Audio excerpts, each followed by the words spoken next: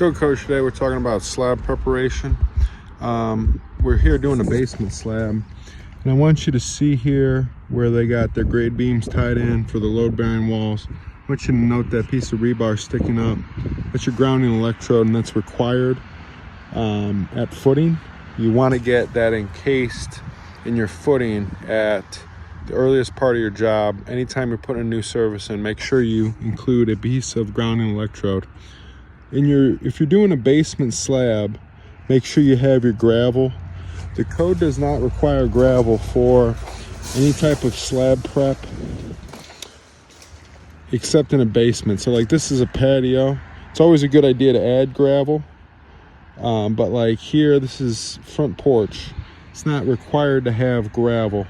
Your basement slab is required to have gravel. I want you to note here they have elevated the rebar, and they attempted to elevate the rebar. Now this is mud in the footings, and the rebar is not doweled in, but you see where they tied it into existing dowels. So that's good. So that's it. They're trying to do the right thing here, where they got their loops tied in. And again, depending on the size of the rebar, depends on your rebar lap.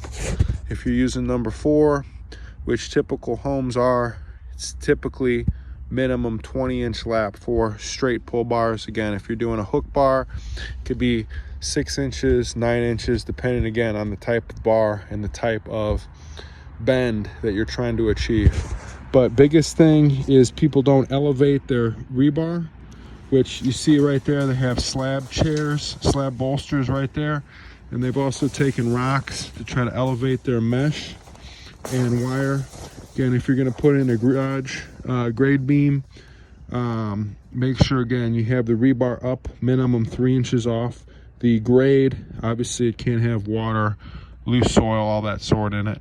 So just some things we're looking for a slab prep.